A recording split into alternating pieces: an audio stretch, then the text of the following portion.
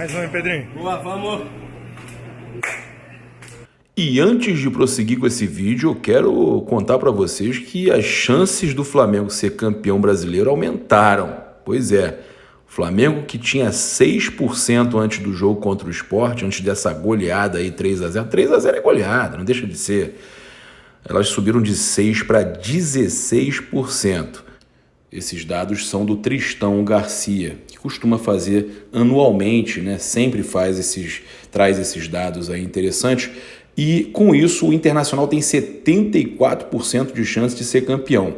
O Galo, né, que estava com bastante chance recentemente, agora caiu para 8%.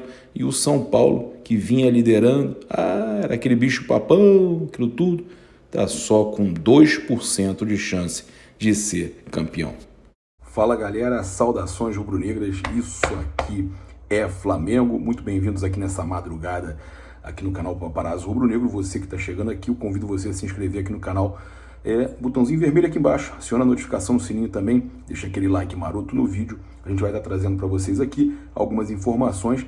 A gente começa aqui com uma informação chata, né, com relação ao Diego Alves e ao Gerson também. O Diego Alves sentiu dores no músculo anterior da coxa direita e o Gerson sofreu uma entorse no pé direito e ambos serão reavaliados nesta terça-feira no CT. O Flamengo já embarcou direto, né, e já se reapresenta porque tem pouco tempo já para o clássico também contra o Vasco. A gente também vai passar para vocês agora uma situação engraçada, né? O Thiago Neves queria dar o troco no Flamengo e o Diego Ribas acabou falando o seguinte: ele falou que ia dar o troco, mas já que ele vendeu barato demais essa vitória, fica com o troco para ele vai precisar. E o mais engraçado, né, é que o Diego Ribas criou uma hashtag onde ele colocou o seguinte: fica com troco, hashtag fica com troco. Thiago Neves podia ter dormido sem essa. E o pior é que, né, final de carreira, sabe lá se ele vai ter chance de um dia dar o troco no Flamengo. Então ele ficou com esse troco no bolso. Bem feito pro Thiago Neves. A gente também vai estar falando aqui, trazendo aqui a coletiva do Rogério Ceni. Ele fala sobre questão de finalizações dos jogadores do Flamengo e tudo mais. Ele responde essas perguntas, mas eu queria também passar para vocês aqui uma situação que aconteceu. Essa foto aqui gerou muita polêmica, tá na capa aí, inclusive foi a nossa chamada. Essa foto gerou muita polêmica. Por quê? Tá o Gabigol, tá o Felipe Luiz e tá o Diego Alves. Os três ali, e o Felipe Luiz postou o seguinte: é o fofinho mais querido do Brasil, força Diego Alves, te amamos. O Diego Alves que se machucou, e o Felipe Luiz publicou, né, essa mensagem de força para ele e tal, mas não foi isso que chamou a atenção da torcida. A torcida começou o alvoroço todo, por quê? Porque o Felipe Luiz marcou o Rafinha na foto, né? E aí ele marcou o Rafinha, já tinha aquele bafafá todo, que o Rafinha estava a ponto de sair do Olympiacos, dizem que não deve continuar por lá e tudo mais. O próprio Rafinha, com relação a toda essa questão, ele tinha se manifestado. Tem uma situação aqui que o Rafinha fala o seguinte: olha, ele retuitou, né, o Urubuzoeiro, segundo o repórter Gustavo Henrique dando choque, Rafinha atualmente no Olympiacos pensa em retornar ao Flamengo, né? Notícia também do Fla Resenha. O Rafinha retuitou, oficial, falando o seguinte: rapaziada, não invente uma coisa dessas. O Flamengo está em reta final de campeonato, eu tenho contrato aqui ainda. Em respeito a todos os rubro-negros, por favor, não é momento disso agora.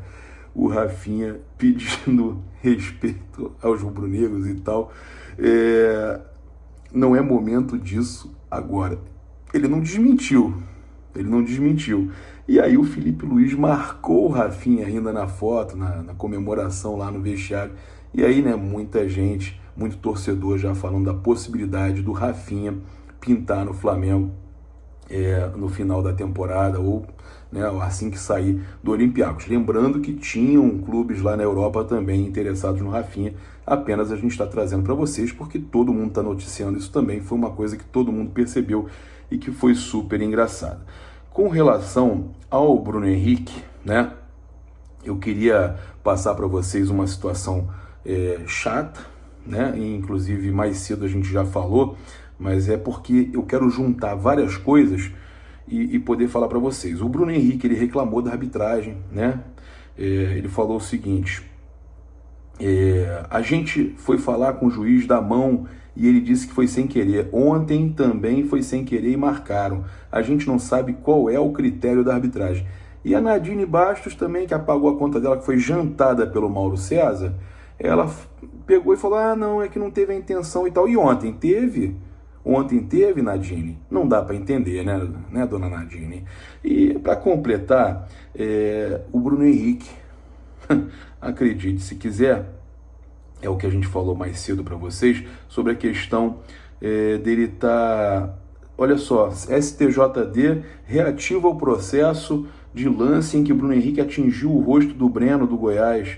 Atacante do Flamengo pode pegar até 6 jogos de suspensão, coisa antiga, já tinha sido absolvido, voltar atrás nessa situação. Que loucura, gente, que loucura. Aí vocês querem mais uma, então preparem-se, olha só essa.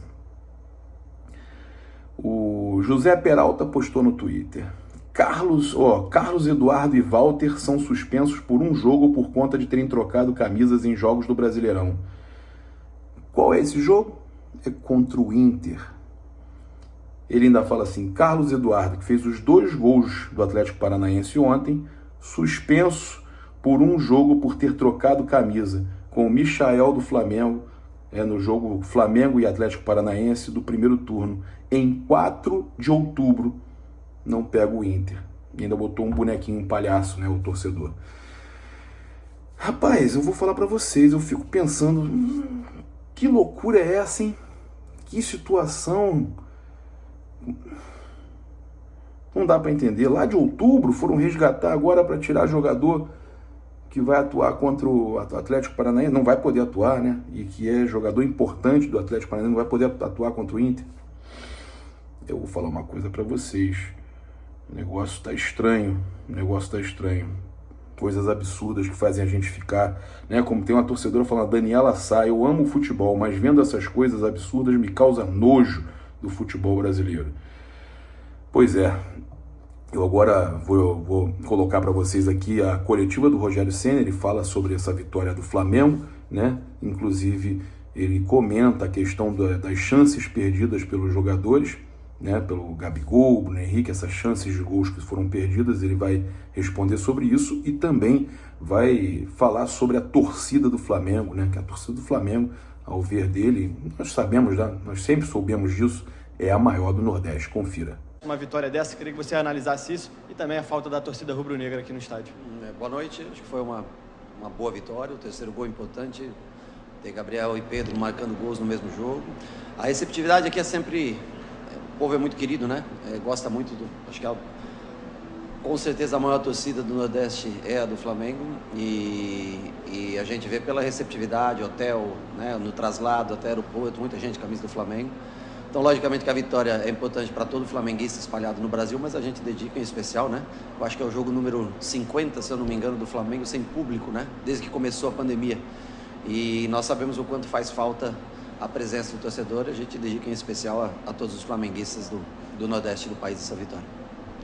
Começando agora as perguntas dos jornalistas. O Lucas Decena, da TV Globo, pergunta: Rogério, depois de mais uma vitória em que o Flamengo foi tão intenso, de 0 a 10, é possível dizer o quanto esse time se aproxima do que você considera o ideal?